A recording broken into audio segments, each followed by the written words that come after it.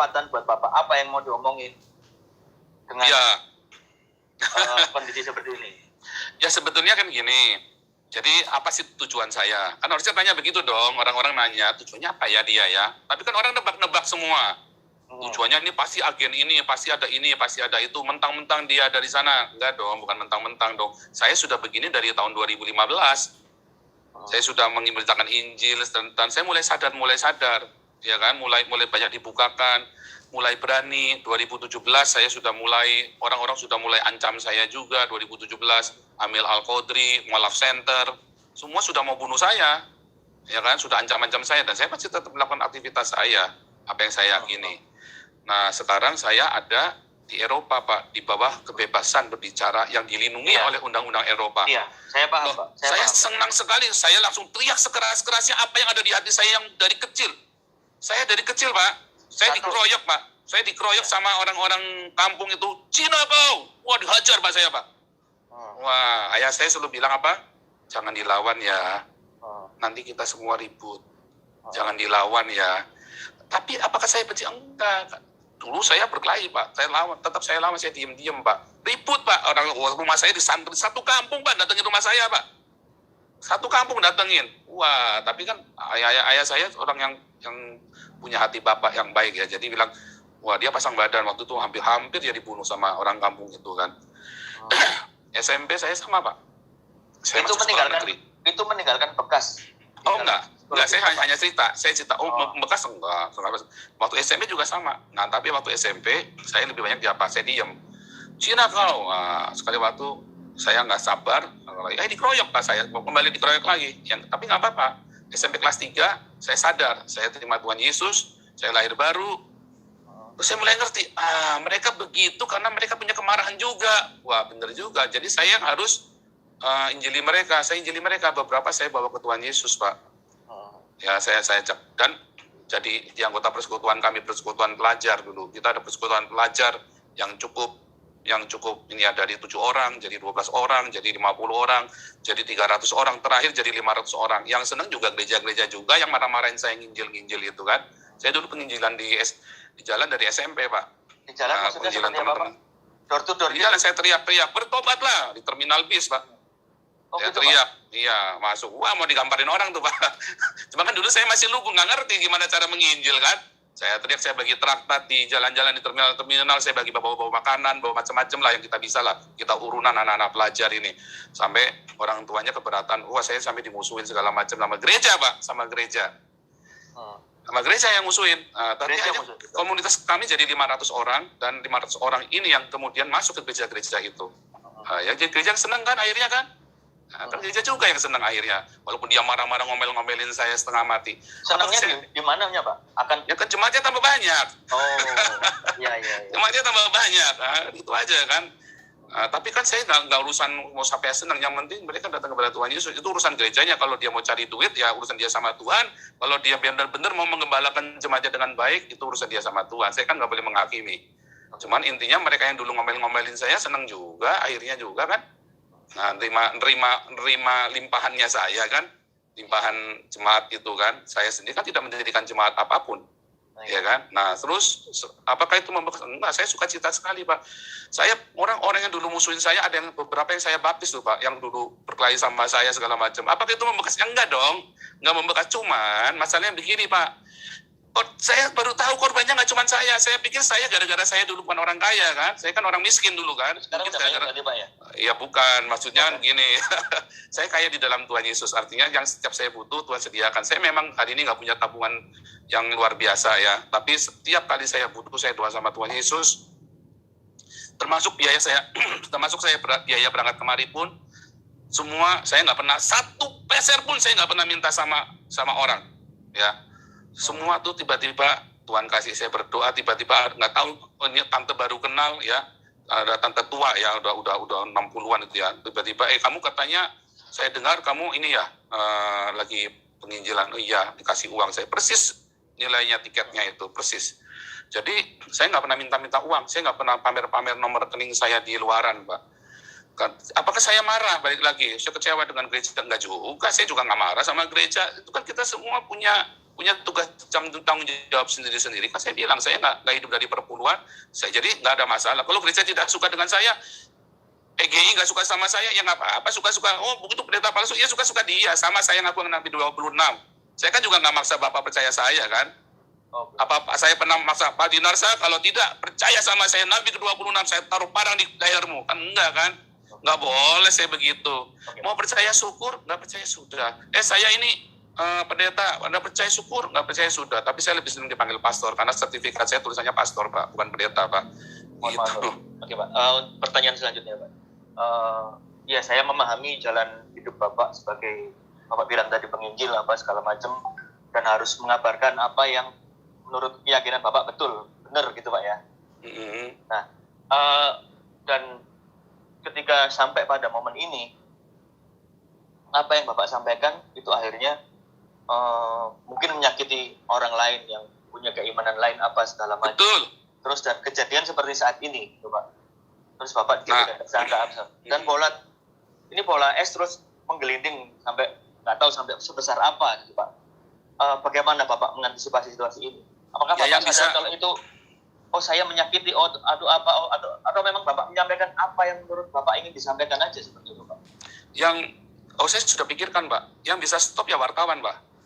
Yang bisa men-stop bola saljunya hanya wartawan. Kan wartawan yang memviralkan, kan? Nah, contoh ya, ini contoh.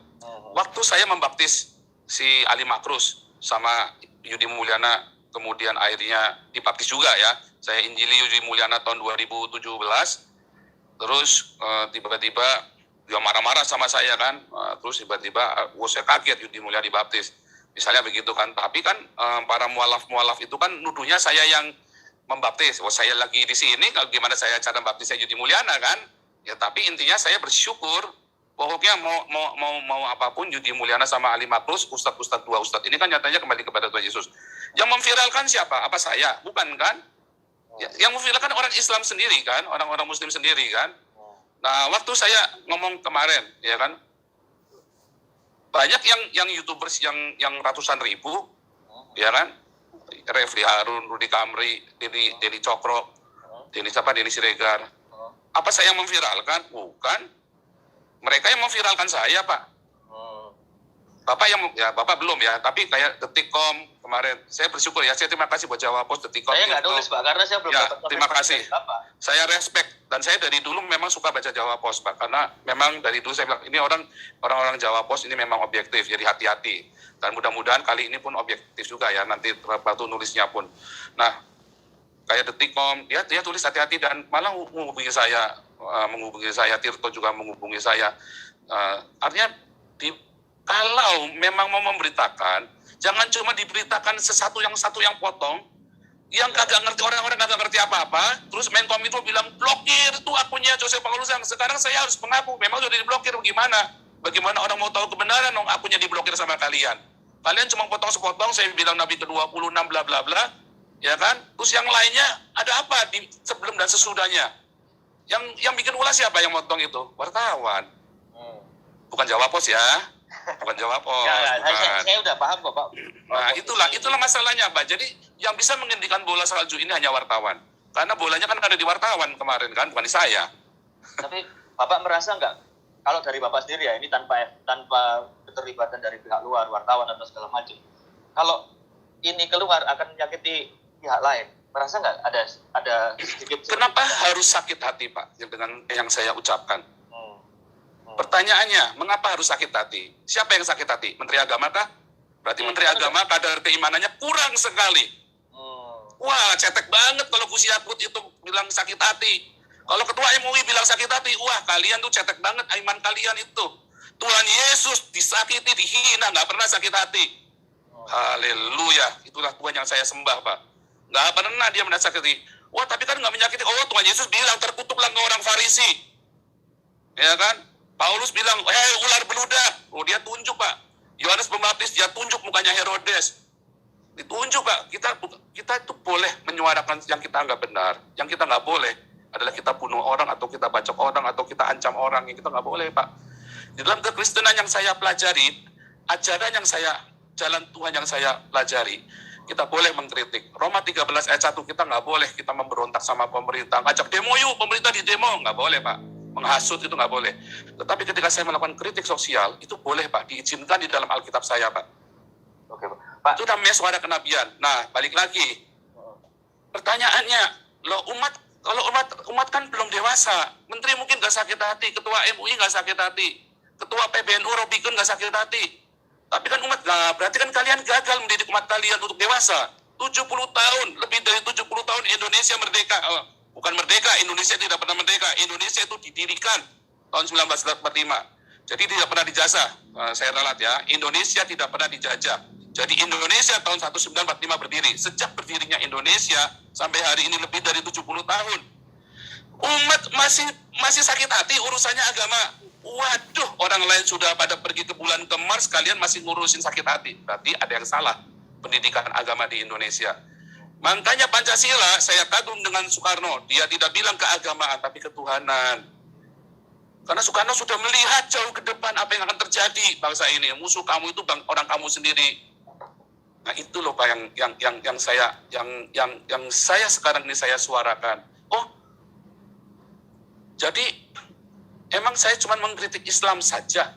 Enggak loh Pak, saya mengkritik gereja habis-habisan loh Pak. Saya dicaci maki sama gereja PGI pun bilang saya ini kan, orang nggak jelas kan?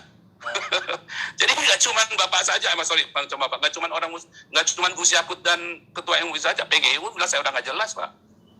Oke Pak, Bapak kan tadi Gitu, bilang nggak mungkin mengajak untuk memberontak ke pemerintah dalam tanda kutip ya Pak ya, ngajak demo apa segala macam. Nggak boleh. Dan sekarang sikapnya pemerintah adalah mentersangkakan Bapak. Ini sikap pemerintah loh Pak, melalui Polri ya Pak ya. Karena kan memang ada pasalnya di Indonesia, ya, jadi nggak salah dong pemerintah. Boleh ya Pak ya? Ya.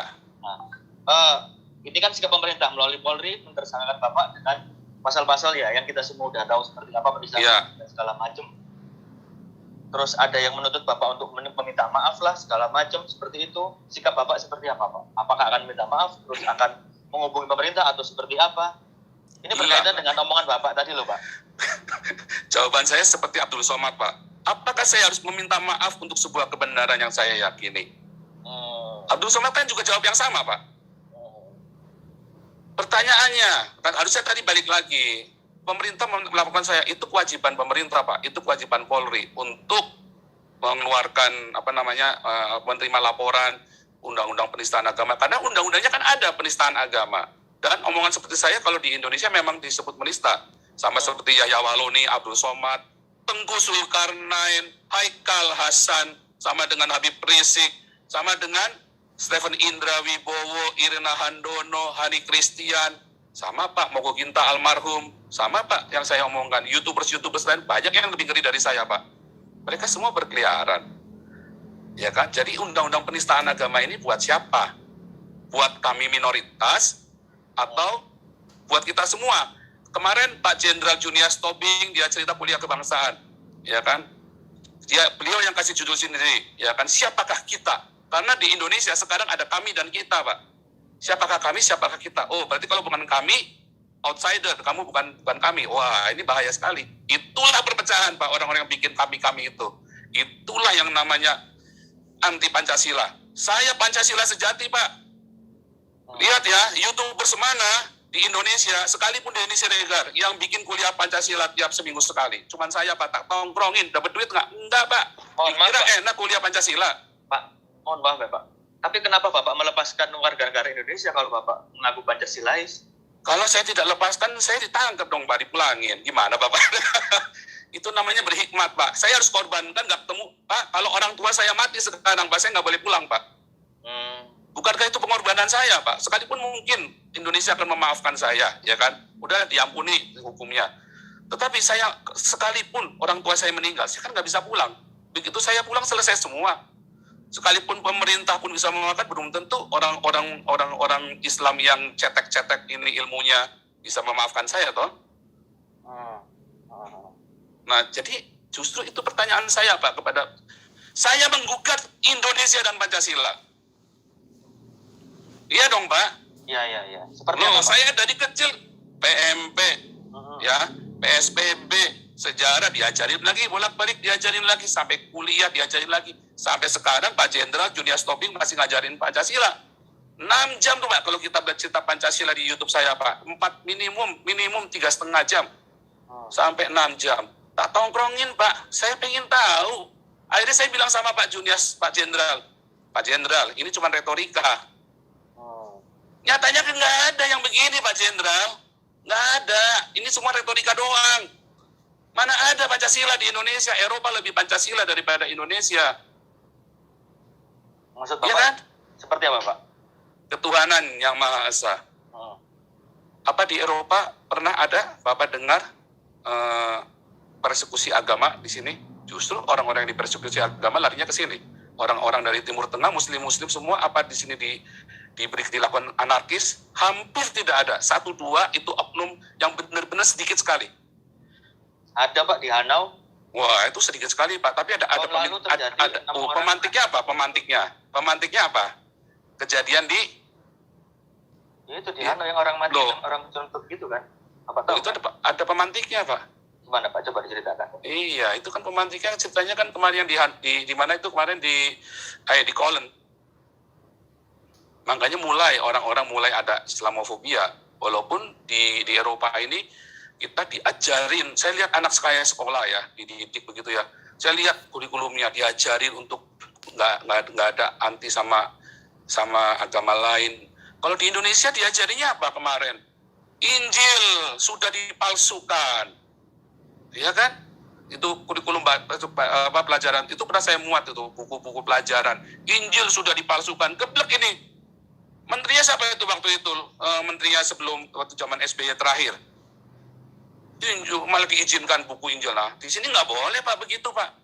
Berarti yang lebih Pancasila mana? Kan nggak ada, kan kelihatan sekali Pak. Nah, jadi jelas Pak di sini. Masjid Ahmadiyah gede tuh, di Turingan, paling gede. Boleh. Sementara orang Syiah gede juga masjidnya. Di Indonesia, dibakar seorang-orangnya Pak. Oh itu fakta Pak, jangan cerita enggak fakta tuh diusir karuan Pak. Iya. Jadi lebih Pancasila mana? Lebih Pancasila Eropa Pak daripada Indonesia Pak. Iya kan? Jadi kalau kemanusiaan yang adil dan beradab, kemanusiaan yang adil dan beradab. Kita semua imigran, jangan tanya Pak, Bapak tahu sendiri imigran. Saya kan pelayanan imigran, Bapak kan juga ada di Jerman. Ya kan, di Jerman juga paling banyak imigran, ada sekitar 11 juta itu. Sekarang saya nanya, imigran di Jerman sepatunya Nike semua, Adidas semua Pak. Iya, betul Pak. Coba manajer di Indonesia mau beli Nike ngeden Pak. Manajer loh Pak, manajer bank Pak, mau beli Nike ngeden Pak. Aduh. Kalau itu namanya ngeden Pak. Dimanusiakan sekali Pak orang-orang ini Pak, dikasih rumah, dikasih pengobatan gratis, anaknya di sekolah sampai kuliah gratis Pak. Tahu, itu Pak. kan kemanusiaan yang adil dan beradab Pak. Dimanusiakan, orang ini imigran hidup dari pajaknya orang Eropa. Ya kan? Persatuan. Wah, orang Eropa ini bersatu sekali Pak. Waduh, mereka bangga sekali Pak dengan Eropa Pak. Ya kan, mereka boleh keliling dunia, tetapi mereka bersatu Pak di sini Pak. Mereka ribut Pak, debat di Senat tuh kemarin kan. Tapi mereka bisa kumpul-kumpul, bisa akur-akur. Di sini ada banyak sekali orang-orang ada banyak sekali denominasi. Mereka ribut debat doktrin Pak. Wah, sampai pecah gereja. Begitu kita sudah duduk bersama makan bareng, mereka makan bareng Pak. Jadi sekarang apa? Dan seterusnya. Kalau ada yang mau Bapak sampaikan kepada pemerintah, apa yang mau Bapak sampaikan? Berkaitan dengan ketidakadilan, berkaitan dengan apapun yang Bapak alami, apa yang mau Bapak sampaikan? Kemarin sebenarnya saya mau tulis ke Bapak tadi, harusnya begini loh Pak.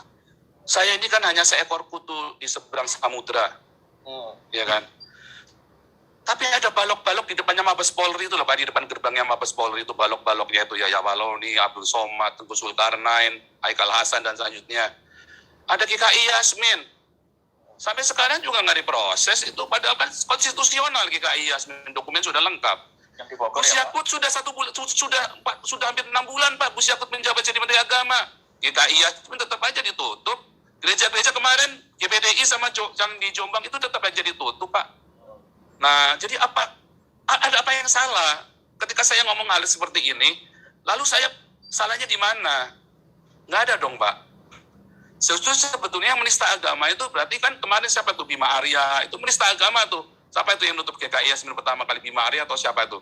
Berarti dia menista agama dong. Itulah penistaan agama. Wah, itu malah bukan menista agama lagi. Dia benar-benar melanggar Pancasila, konstitusi kita. Seharusnya. Sorry, bukan kita lagi dong ya, bukan punya saya juga soalnya. Cuman kenapa saya tetap masih ngajarin Pancasila, minta Pak Junior Jenderal. Saya bilang loh, kalau Pak Jenderal keluar dari sini, wah selesai Pak Jenderal. Nggak ada kuliah Pancasila, nggak ada yang berani. Cuman Pak Jenderal Junior Topik aja yang berani teriak-teriak ngajarin Pancasila, ngomel-ngomelin orang-orang itu. Kenapa kita tetap, karena Pancasila itu, saya kan belajar filosofi segala macam, saya belajar semua Pak. Ternyata Pancasila itu mengerikan, Pancasila itu ada sesuatu yang indah sekali. Wah, Indonesia itu bersyukur punya Pancasila, tapi bukan Pancasila yang piagam Jakarta. Pancasila yang benar, yang punyanya Soekarno. Yang diajarin sama Pak Jenderal Topik itu. Wah, ini sudah diajar panjang lebar, dan nanti kan panjang lebar. Intinya Pancasila yang benar, bukan Pancasila yang piagam Jakarta. Nah, itu masalahnya kan nggak dipraktekkan, itu cuma retorika doang. Jadi salah saya di mana ketika saya berkata, mengkritisi dan menganggap diri saya nabi dan saya meluruskan ajaran nabi sebelum saya. Nggak salah dong, itu kan tafsir saya, bebas saya. Kalau saya salah, Gus Yakut, ayo debat sama saya. Gus Yakut agama ya Pak? Iya dong, katanya dia kan paling topnya dong ilmu agamanya. Ayo debat sama saya kalau bilang Muhammad nggak salah. Iya dong. Iya Pak. Maaf, saya nggak bilang mau menyakiti lagi, enggak dong. Justru kita bilang yang saya ngomong kan sebuah realita, ya kan? Kita ngomong, makanya saya harus kesini dulu, terus saya ngomong Pak, teriak Pak.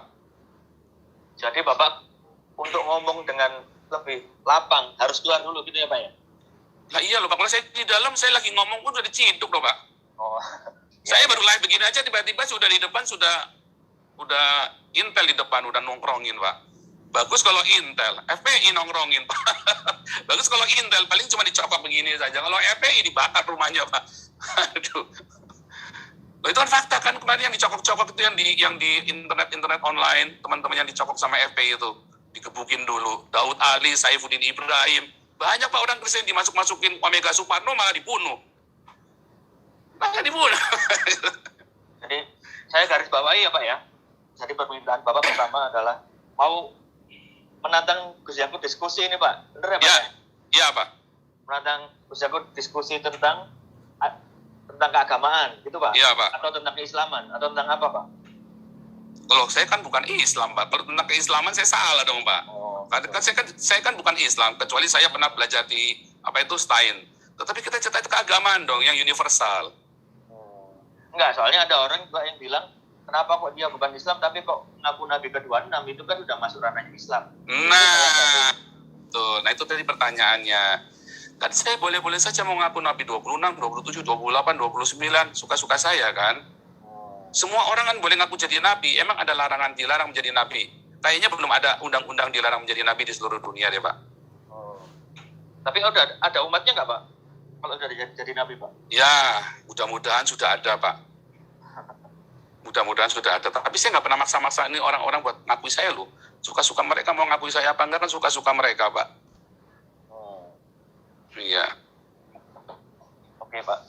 Jadi itu ya Pak ya. Pertama pengen diskusi sama Gus Yakut. Terus yang kedua nggak merasa apa ya. Kalau orang-orang bilang Bapak bersalah, Bapak merasa ya ini memang yang harus saya sampaikan. Seperti itu ya Pak ya. Pak, jalan yang saya tempuh itu jalan yang menyakitkan Pak. Saya sendiri pun ngeri-ngeri sedap Pak. Saya tampilkan setiap live YouTube saya, ya banyak ya. Tadi aja saya nyanyi sendiri karena istri saya lagi pergi. Saya selalu menyampaikan kepada selalu membawa anak istri saya Pak. Saya tampak muka anak istri saya semua ada. Ya saya yakin keluarga istri saya juga teriak-teriak Pak kalau dia tahu, ya kan. Saya nggak tahu mereka tahu apa enggak. Tapi kalau tahu mereka pasti juga akan ngeri-ngeri sedap. Karena memang kita udah bilang waktu kita mau berangkat kita lost contact, jangan dikontak. Tapi kita pasti kalau ada sesuatu yang membahayakan kalian kita akan kasih tahu. Yang sampai tadi memang kita belum ada berusaha untuk saya belum ada berusaha mengontak keluarga saya ya. Saya belum ada dan belum ada niatan karena menurut saya pemerintah Jokowi ini kan relatif ya lebih baik ya. Saya bukan pendukung Jokowi ya, sorry ya, saya tidak lagi pamit, tapi memang pada kenyataannya kan lebih aman walaupun gereja-gereja lebih banyak ditutup di zaman Jokowi, ya kan? Itu kan fakta kan, gereja ditutup di zaman Jokowi lebih banyak Pak, 200 gereja bayangin. merasa di prank gitu Pak? Apa gimana Pak? Maksudnya di frame dalam arti apanya? Merasa di prank gitu Pak? Kok tambah ketika zaman Presiden Jokowi? Bukan, karena begini, tadinya orang-orang berpikir mungkin di prank nih teman-teman sesama aktivis kan. Tapi saya ngelihat lagi, terus ada kuliah kebangsaan dengan Pak Jenderal Junior Tobing juga. Oh itu bukan prank itu. Terakhir kemarin ya, lihat ada kota-kota syariah semua, terus tiba-tiba ada pasar syariah, terus ada pasar muamalat dan segala macam. Oh itu bukan prank itu, oh itu ngeri tuh. Itu tandanya ya Jokowi bikin kebijakan diboikot di daerah, termasuk GKI Yasmin. Oh saya bukan jemaat GKI Yasmin dan tidak ada satupun jemaat GKI Yasmin yang saya kenal ya. Saya hanya berdasarkan saya jalan, saya ngelihat, saya lakukan seperti ini. Jadi Jokowi itu bukan ngeprank kita, tetapi dia diboikot di bawah. Dan itu fakta. Kalau zaman Soeharto nggak bisa. Boikot di bawah diciduk semua tuh yang di bawah-bawah ini. Bisa diboikot sama Bima Arya, coba kan kelewatan kan. Kita toleransi, tidak ada undang-undang penistaan agama. Nyatanya saya masih dilaporkan penistaan agama sama politisi PSI yang katanya nasionalis. Kenapa dia nggak ngelaporin Yahya Waloni, si Husin Shihab itu? Kan kamu masuk jebakan Batman saya kan? Kenapa kamu nggak ngelaporin Yahya Waloni sama Abdul Somad dan CS-mu itu semua? Ketahuan si Husin Alwi Shihab ini adalah kadrun yang menyusup kepada nasionalis. Ketahuan, sekarang topeng-topengnya kadrun semua kebuka semua. Ya kan? Siapa-siapa yang kadrun kelihatan semua. Pak, Anda masuk jebakan saya. Dengan keadaan itu Bapak ngerasa sakit hati nggak sih? Dengan Indonesia secara umum, Bapak tadi cerita kecil diperlakukan, dipanggil Cina, apa segala macam. Orang tua Bapak tadi bilang hampir dibunuh, apa segala. Bapak merasa sakit hati dengan Indonesia nggak Pak? Saya tidak pernah sakit hati dengan Indonesia Pak. Sampai hari ini saya masih mencintai Indonesia. Terus apa yang menurut Bapak salah dari Indonesia Pak? Dengan sikap Bapak ini?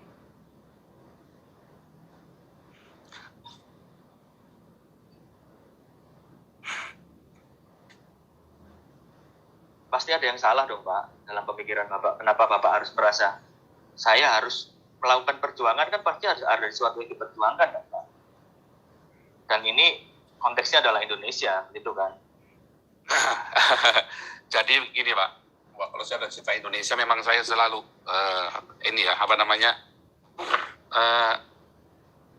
jadi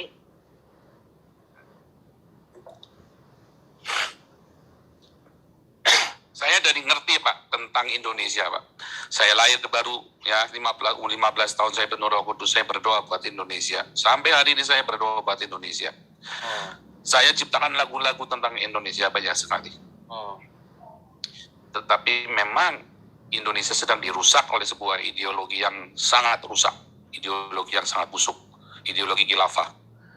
Dan itu mereka masuk menghujam sekali, ngerusak anak bangsa, masuk ke sekolah, ya memaksa orang pakai jilbab, memaksa orang untuk mengikuti syariahnya mereka, dan semua perda-perda syariah yang lain. Oh itu jelas banget, dan itu akan merusak. Saya jamin Indonesia akan rusak.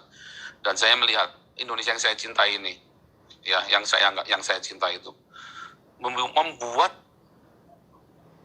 banyak sekali korban yang dikorbanin justru anak-anaknya. Ibu Pertiwi ini yang mengorbankan anak-anaknya Pak.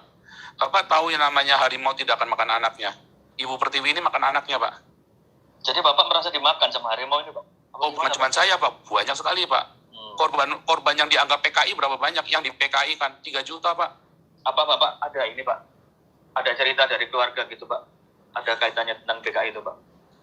Saya tidak punya keluarga yang bersama PKI karena nenek moyang saya dulu dari Partai Komintang yang lari dari Partai Komunis. Jadi jelas keluarga saya penentang komunis. Karena nenek moyang saya dulu anti dengan Partai Komunis dan dikejar-kejar Pak. Makanya pindah ke Indonesia. Nggak ke Taiwan ya Pak? Kan ada yang kemana-mana Pak. Kan tersebar-sebar kemana-mana. Nah salah satunya ke Indonesia nenek moyang saya. Itu loh yang ke Indonesia. Dan itulah kemudian makanya ayah saya pun pernah dikarungin sama PKI Pak, ayah saya Pak. Digebukin maksudnya, dikarungin itu digebukin karena memang ayah saya bilang saya juga salah, bilang kenapa? Dasar PKI lu, dia bilang begitu kan. Dikarungin bener sama orang PKI, digebukin Pak. Tapi nggak dibunuh, cuma digebukin doang. Artinya karena orang marah kan, dasar PKI lu kan waktu kan frame-nya kan jelek kan. Jadi digebukin sama orang PKI, digebukin bapak saya. Tapi kan itu bukan sebuah dia mau bunuh, enggak Pak.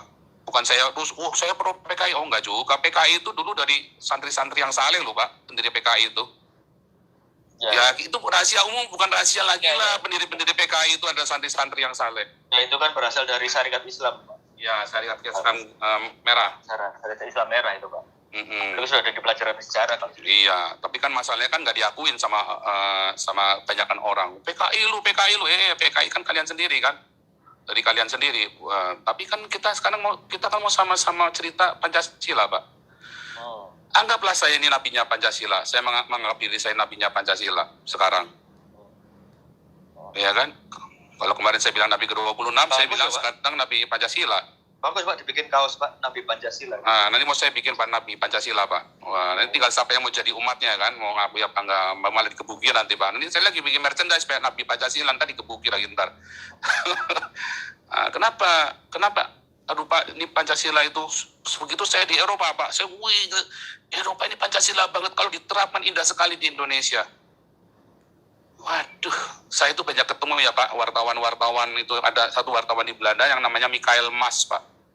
Ya, saya berusaha kontak beliau tapi belum mau ditemuin masalahnya Michael Mas ini. Dia nulis, dia ada satu tulisannya Michael Mas, Indonesia ini udah berubah sekali dalam 20 terakhir ini. Sejak reformasi Pak, nggak tambah maju, tambah nggak bener Pak. Tambah nggak bener kan sejak reformasi kan? Kelihatannya aja maju, kelihatannya. Kumbir. Di dalamnya, di bawahnya, makin parah loh, Pak. Konflik horizontal itu makin ngeri loh, Pak.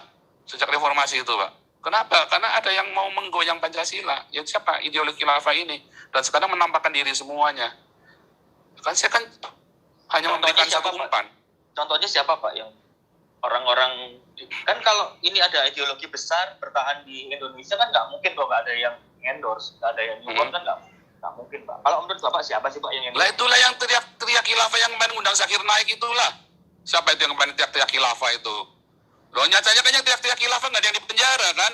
Yang PKI dibunuh, yang teriak khilafah nggak ada yang di penjara satupun. Felix Xiao, HTI itu, ya kan?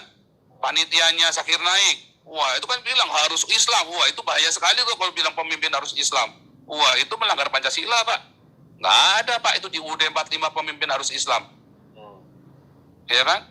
Dan Zakir Naik bilang pemimpin harus Islam kan? Kemarin di statement kan? Oh itu kan sudah viral kemana-mana. Itu kan tujuannya buat goyang Ahok. JK pun mengakui kan? Bahwa dia sengaja mendatangkan Zakir Naik. So kita ngerti kan siapa orang-orang khilafah ini.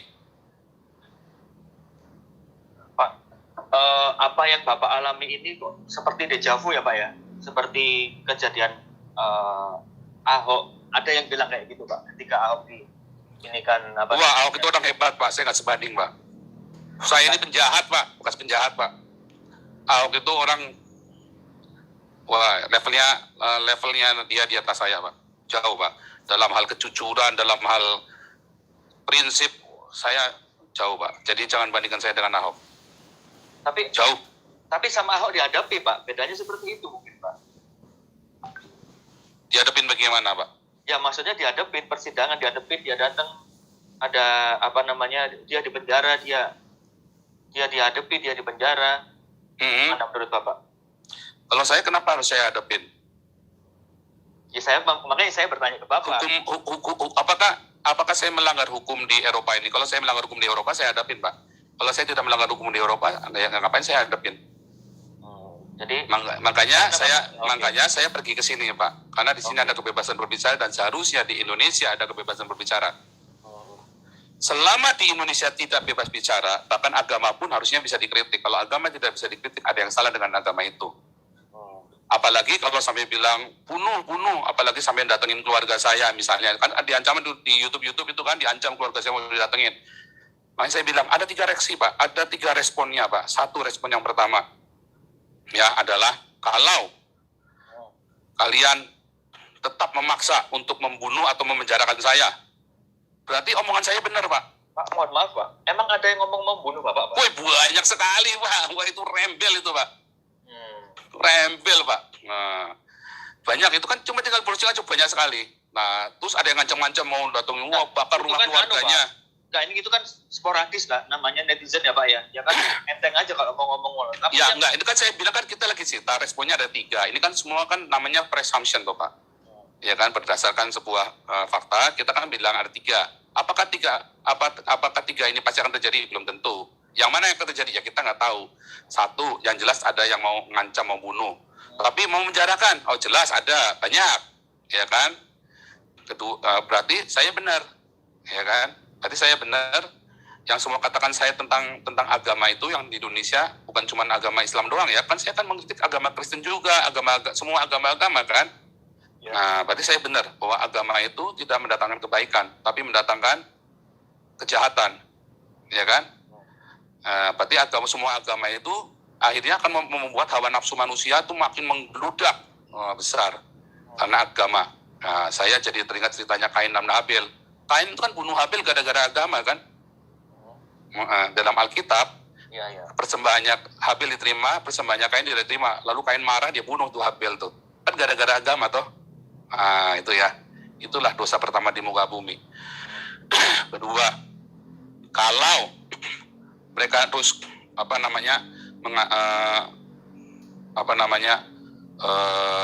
mengancam keluarga saya, ya, dan bahkan melakukannya, bukan cuma mengancam, melakukannya, ancaman Pak, kalau di Eropa udah termasuk teror loh Pak.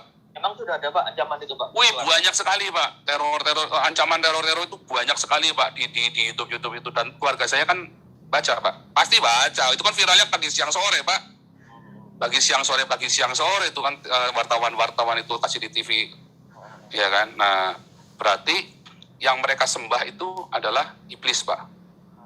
Bagaimana mungkin Tuhan ngajarin untuk melakukan pencitraan dan ancaman teror itu? Ya kan? Bagaimana mungkin? Nggak mungkin Tuhan ngajarin begitu. Kalau Tuhan yang benar ya. Kalau Tuhan saya nggak ngajarin begitu Pak. Nah, teror, bunuh tapi kan itu rakyat. Nah, berarti ulamanya salah ngajarin. Berarti gagal. Negara Indonesia berdiri sudah lebih dari 70 tahun. Ulamanya gagal untuk mendidik umatnya Pak. Yang ketiga, kalau kemudian pemerintah Indonesia dan para ulama dan rakyat Indonesia kemudian, oh iya ya, ada yang salah nih antara saya atau si Joseph Paulsen, maka mereka melakukan introspeksi. Oke, si Joseph Paulsen biar introspeksi, kami juga introspeksi. Itu kan terjadi di Eropa. Paus dihujat, Yesus ditelanjangin sama si Charlie Hebdo. Apakah demo bunuh sekarang juga, bunuh si Charlie sekarang juga? Nggak ada. Kalau di Indonesia langsung bunuh si Ahok sekarang juga, bunuh si Paul sekarang juga. Beda kan? Oh, beda banget. Nah, itulah Pancasila di Eropa. Nah, kalau itu Indonesia sudah mencapai kedewasaan itu, yang saya ngomong ini cuma buat Banyolan doang Pak. Cuma buat Banyolan doang yang saya ngomong Pak. Cuma buat, wah orang akan ketawa. Bukan mentertawakan Tuhan loh Pak, tapi mentertawakan dirinya sendiri. Ternyata ilmu saya belum nyampe ya. Yang saya ajarkan hari ini ya ke teman-teman, semoga Bapak mengutipnya dengan benar di dalam nama Yesus. Saya minta Pak diberi hikmat kepada Pak di Narsa supaya diberi hikmat buat nulisnya dan Tuhan tuntun. Pak, keluarga gimana Pak, keluarga Pak? Kan katanya Bapak nggak ngontak ya Pak ya, tapi mereka tahu ya Pak ya? Saya yakin mereka tahu pagi siang malam kok Pak. Tapi saya tutup Pak, saya tutup komunikasi supaya jangan disangkut-sangkutkan juga, supaya juga mereka juga, makanya saya nge-live Pak tiap hari supaya mereka tahu kondisinya saya Pak. Makanya kan saat waktu nge-live saya ngasih kabar. Mereka pasti tahu YouTube saya Pak, mereka pasti tahu saya viral sekali Pak. Jadi ini belakangan. Salah satu cara buat Bapak ngasih kabar ke keluarga ya Pak? Iya. Oke, saya masih baik-baik aja. Gitu, ya, Pak, ya? Iya, dan saya juga meminta maaf kepada keluarga saya kalau saya membuat Anda khawatir dan takut. Tapi saya berdoa dan saya sungguh-sungguh puasa buat masalah ini. Saya puasa. Bapak, ini kan YouTube hampir setiap hari nge-live ya Pak ya? Followernya udah tambah jadi berapa sekarang Pak? Wah, saya kan ini nge-live-nya di Hagios Eropa Pak, di yang YouTube saya buat penggalan. Ya? Bukan ditutup, di ini sama Menkominfo. Wah, sakti lah, gimana nggak sakti lah? Ya kalah lah saya lah, pastilah. Kalau ya cuma ya nggak apa-apa lah, gimana ya, memang resiko lah, gimana, makanya saya masuk di sini. Cuman kan saya udah bilang sama teman-teman di sini, kita jangan kubrak-kubrak karena ini YouTube buat pengembalaan. Saya bedain Pak, YouTube kubrak-kubrak Ya buka cus olahraga BB. Nah itu saya taruh di sana. Kalian di sini nggak boleh. Kita harus pelan ngomong, diatur, direncanakan. Teman-teman jangan ada ini itu Pak. Jadi saya bedain sebetulnya. Makanya di sini saya ya terpaksa saya live di sini. Nah untuk ini juga doa fajar jam 5 pagi juga ada di sini. Zoom-nya nggak pernah ada ganti. Nah cuma kan memang ya jadi ya eman-eman ya sebetulnya ada banyak video-video pengajarannya Pak Jenderal yang bagus-bagus itu setiap minggu sekali dari bulan Desember itu. Mohon teman Kemenkominfo tolong itulah pengajarannya Pak Jenderal itu bagus sekali. Kasihan Pak Jenderal ngajar 6 jam hilang semua. Yang minta tolong lah Menkominfo supaya yang pengajaran Pancasila itu jangan sampai ditutup gitu. Oke Pak. Ada yang mau disampaikan Pak terakhir Pak? Saya terima kasih sama Jawa Pos ya, kalian luar biasa sekali. Iya Pak, saya juga ya. Terima kasih dikasih kesempatan buat ngomong karena kami memang mau tahu dari sumber pertama Pak. Karena ini saya udah berusaha untuk mengontak Bapak dan ya dapat kesempatan ini saya. Ya kan saya di spam Pak, email saya di spam, makanya email Bapak baru kejawab itu kurang setelah 2 hari kalau nggak salah ya Pak ya. Atau 1 hari atau 2 telat itu saya jawabnya itu, karena di spam Pak banyak sekali Pak. Oke. Nah itu sebenarnya yang rugi siapa? Ini kan semua orang jadi rugi. Nah cuman pesan saya itu Pak, saya bukannya nggak berpikir bahwa ini akan banyak menyakiti orang lain. Tetapi kadang-kadang rasa sakit itu adalah obat buat menyembuhkan luka Pak. Jadi Bapak sekarang ini kayak semacam nyuntik vaksin gitu Pak. Disuntik dulu kan sakit baru. Saya nggak berani bilang begitu, tapi mungkin ya saya sendiri kan juga introspeksi Pak. Bisa jadi saya memang salah, bisa jadi saya salah Pak. Karena makanya saya selalu berdoa. Saya bilang sama teman-teman doakan saya supaya murni. Karena bisa jadi kan ternyata itu adalah dari kemarahan. Bisa nggak? Bisa loh Pak. Bisa yang saya ungkapkan selama ini. Bisa jadi ternyata ada masa lalu saya belum sembuh. Oh bisa banget. Tetapi saya berusaha untuk murni. Saya terus tiap malam saya ngerengkel loh Pak. Kira saya ini orang terpelajar Pak. Terus saya ngomong kata-kata yang begitu kasar, begitu menohok. Wah Bapak kira saya nggak merasa. Terus anak-anak saya, bapaknya ini ngomongnya kok begitu, ngaku-ngakunya padahal pastor, padahal sudah pernah mengembalakan, padahal sudah begini, padahal banyak murid-muridnya yang di ini kan saya kan juga mengajar kan di kelas evangelis kan ada pengajaran itu. Masih ngajar sampai sekarang Pak? Masih Pak, saya kan ngajar di SOM Pak. Saya saya masih ngajar di kelas-kelas ada evangelis, kelas apologetik, kelas apostolik, Bible Training Center lah. Saya lagi merintis STT di sini. Semacam STT gitu. Cuman ini kan ribet lah pokoknya. Original sih ribet tapi sebenarnya nggak ribet. Masalahnya kan harus ada beberapa orang dan harus cari teman yang tepat apa segala macam, uangnya juga ya kan, uangnya kan paling di situ kan nggak asal itu administrasinya lengkap bisa mudah, tapi masalahnya untuk ngumpulin administrasinya itu yang ribet. Nah itu ya begitu, tapi di pemerintahnya nggak ribet, yang ribet di sayanya. Nah, karena kan uang juga harus siap, modal kamu berapa lah, bingung modalnya berapa, nggak punya kan, mesti nggak boleh nggak jelas. Kalau di Indonesia kan bisa bikin modal ditahan, modal di apa, terus yayasan juga bisa pura-pura asetnya berapa. Kalau di sini kan nggak boleh begitu Pak, bisa masuk penjara kalau di sini. Oh kenapa nggak Bapak bikin, Bapak sama NGO kan sekarang, kenapa nggak bikin di kantornya NGO aja Pak? Itu sedang kan, nah, kan saya kan lagi meeting terus ini Pak, karena teman-teman ada yang nggak setuju dengan satu pembahasan, tapi saya tetap kekeh karena kan ya bukan masalah dogma, tapi karena kan kita kan kumpul di teman-teman kita ini berbagai macam denominasi gereja aliran. Nah, bagaimana yang satu maunya kita alirannya ini. Nah, saya bilang enggak, kita semua mau oikumene. Karena kita oikumene. Jadi ada satu misalnya contoh nih Pak, bahasa roh. Nah, saya bilang saya dari gereja karismatik, saya berbahasa roh, tapi saya nggak bilang nggak boleh diajarin, saya nggak mau. Karena itu bukan bagian dari sesuatu yang universal. Kebenaran yang universal yang diakui oleh denominasi lain, makanya saya nggak mau ajarkan. Nah tapi yang lain otot misalnya, jadi materi lah, lebih banyak ke materi. Nah kalau materi itu belum deal, maka kita nggak bisa jalan Pak, karena bisa tiba-tiba ribut kan, bisa tiba-tiba nggak deal, kita udah jalan tiba-tiba nggak deal, ribut lagi, kita mesti bubarkan yayasannya lagi. Jadi ini masih tadinya saya pikir gampang, ternyata ribet gitu loh Pak. Tadinya saya pikir paling 2-3 bulan selesai, nggak taunya meetingnya aja ini nggak kelar-kelar. Gitu Pak. Dan nanti saya lanjutkan tadi ya masalah itu. Jadi saya bukannya tidak memungkinkan bahwa mungkin saya memang salah. Tetapi sampai dengan detik ini saya harus melakukan ini. Saya merasa saya harus melakukan ini. Walaupun hati saya ketar-ketir, walaupun hati saya miris. Selama berapa bulan? Coba lihat begitu tiba-tiba saya berubah kan. Kenapa tiba-tiba berubah? Karena harus makin keras. Kalau saya bicara bisik-bisik, apa didengar sampai seviral ini Pak? Coba PGI ngomong, ayo mengasihi, ayo toleransi. Apa pernah didengar nggak? Nggak pernah, didengar kan? Toleransi, bukan tambah toleransi, tambah bacok-bacokan kan? Kalau saya kan jelas, cuder, langsung viral. Lalu kan ditanya, mengapa? Lalu saya jawab.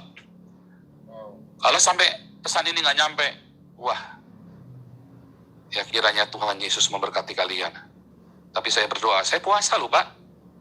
Saya takut ini artinya saya sampai puasa Pak. Puasanya bukan puasa, maaf ya, bukan mindahin jam biologis Pak. Kami tuh kalau puasa 24 jam makan cuma sekali doang Pak. Artinya saya serius sekali Pak. Saya serius sekali dengan apa yang saya lakukan ini. Dan saya hati-hati sekali. Dan kalau mau bilang mau menyakiti lebih bisa lebih dan lagi Pak. Tapi kan harus dijaga. Kemarin si layar teologi itu ada bagus tuh bahasa saya. Kenapa pilihan bahasanya adalah ini bukan itu?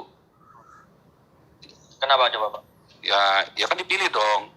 Kan ada bahasa-bahasa orang Nanang Gelut, orang Nantang Kelai sama orang bahasa-bahasa harus dibedain gitu loh Pak. Ya enggak, kan kemarin Bapak bahasanya juga bagi sebagian orang juga Nantang Gelut juga kan Pak? Nah, itu dia. Saya juga heran. Nah, kalau beberapa orang ngomong apa aja, saya kan apologet Pak. Saya menjawab tuduhannya orang Muslim terhadap Alkitab yang Kristen. Lihat di YouTube itu banyak ngawur-ngawur. Stephen Indra, Hani Kristian, ya, ngaku-ngaku pendeta, ngaku-ngaku Romo, Bangun Samudra, ya, pada penipu-penipu ini kan, Ustadz Kaimana, terus siapa lagi, satu lagi, tuh Ustadz Kaimana, Bangun Samudra, ngaku-ngaku S3 segala macam, Irna Handono, ya kan? Itu harus saya jawab dong Pak. Ketika saya menjawab, saya pasti akan menyakiti dong Pak. Misalnya nih, kalian berkata, orang-orang Muslim berkata, Yesus tidak mati di salib. Saya bilang, siapa bilang? Muhammad yang bilang. Oh, Muhammad. Saya jawabnya apa coba? Yang benar Alkitab saya atau Alkitabnya orang Islam? Kitab suci orang Islam. Maka saya kan harus jawab dengan tegas kan? Kalau di Indonesia, muter-muter Pak. Nah, kalau saya milih jeder. Sama kan Pak? Kalau muter-muter, terus orang Islam mau dengar nggak yang kita ngomong? Nggak mau lah Pak, ditutup kupingnya lah Pak. Kafir. Ketika saya ngomong ceder, kaget mereka. Viral kan punya saya. Lalu mereka baca semua tulisan saya. Namanya orang baca, dia baca. Dia nangkep nggak yang saya baca? Yang saya maksudkan? Dari 1000, 10 nangkep Pak. Puji Tuhan Pak. Tapi kalau saya ngomong-ngomong alur gitu nggak divilarkan. Ngomong sama 100 orang, 200 orang nggak ngerti Pak. Oke. Ya Pak, saya udah nangkap semua maksudnya Bapak. Halo? Iya Pak. Ya. Ya sudah paham semua maksudnya Bapak sih. Maksudnya sudah menangkap semua maksudnya Bapak seperti apa, udah jelas tadi Bapak ngomong apa aja. Dan tadi ya semua pertanyaan saya sudah terjawab lah. Kecuali ada beberapa hal yang belum dan Bapak nggak bersedia menjawab, misalnya tentang keluarga negara. Ya, khusus masalah state itu saya nggak boleh Pak. Memang nggak boleh karena nanti saya buka semuanya, nanti saya dimarahin. Karena sekarang ini kan banyak orang berusaha masuk ke Eropa Pak. Orang tanya sama saya pun saya nggak jawab, pribadi pun saya nggak jawab Pak. Privat pun saya nggak jawab karena nanti sampai saya salah ngomong, saya kena masalah Pak. Di masalah state itu saya benar-benar hati-hati. Makanya tadi saya ada sempat yang saya tegur, saya cuma menjelaskan sampai sini saja, selanjutnya tidak akan saya jawab lagi. Karena lebih dari itu nanti saya salah Pak. Tapi Bapak di Jerman ya Pak ya? Enggak, saya cuma mau menggaris bawah itu aja Pak. Pokoknya saya ada di Uni Eropa Pak. Nanti kalau saya nyebut satu negara, saya juga salah Pak. Saya nggak boleh pokoknya. Pokoknya saya nggak boleh sebut apa-apa. Nanti menjadi masalah. Lawyer saya juga sudah wanti-wanti sama saya.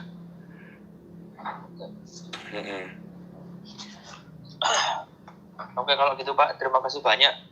Ini saya sudah di host Dari Bapak Nanti sudah kalau janji. sudah reda Ya. kita kapan-kapan ketemu Pak, kita ngopi bareng nanti Pak. Baik Pak, ya ini Ya. kan mengonfirmasi juga kalau Bapak ternyata tinggal dekat sama saya. Tanpa Iya, Bapak, cuma nanti kalau sudah reda Pak, soalnya kalau belum Oh. reda kan nanti aduh takutnya nanti orang-orang marah sama saya karena itu tadi yang saya bilang kan teman-teman itu semua dari mulut ke mulut, terus teman-teman saya yang bule-bule negur saya, benar-benar ngasih tahu. Dia bilang, Paul ini saya hanya menyampaikan di teman-teman ya jangan marah gitu. Ya nggak marah lah. ya, ya. Ya kan bisa di Alexanderplatz atau di Biergarten Pak ya kan. Iya bisa. Bisa. Iya oke Pak kalau gitu Pak. Terima kasih banyak buat waktunya Pak. Nanti kalau ada saya pertanyaan lagi, saya langsung email aja Pak ya, gitu ya Pak. Ya, Atau kalau Pak. nggak keberatan, saya boleh minta apa kontaknya yang lebih gampang gitu Pak. Boleh Pak, nanti saya kasih nomor WhatsApp saya Pak. Oke siap. Terima kasih Ya. banyak Pak buat waktunya. Terima kasih sekali Pak Dinasa. Nah kalau saya Iya. kasih nomor WhatsApp jangan disebar-sebarkan ke teman-teman wartawan lain Pak. Oh enggak. Atau Pak. kepada pemerintah juga jangan Pak. Jadi maksudnya nanti semua saya ngaku siapa. Nah, kalau jelas. Jadi orangnya harus direct ke saya kasih. Kalau enggak nanti saya tadi siapa ya? Karena udah terlalu gila Pak. Itu nomor saya udah di kemana-manain. Saya sampai nggak bisa seleksi lagi Pak. Oke. Baik Pak. Ya, Ya oke, yang lainnya kayaknya udah oke Pak. Kita biasanya kalau live sampai malam Pak, sampai subuh Nah, Pak. iya Oke. ini. Iya. Baterainya. Tapi nggak apa-apa. Ya, terima kasih sekali buat Jawa Pos Pak Dinarsa. Luar biasa sekali teman-teman. Luar biasa sekali. Terima kasih buat bantuan Jawa Pos ya untuk menyampaikan aspirasi saya. Oke Pak. Ya. Ya Pak, terima kasih banyak Pak. Semoga wartawan yang lain meneladani apa yang dilakukan oleh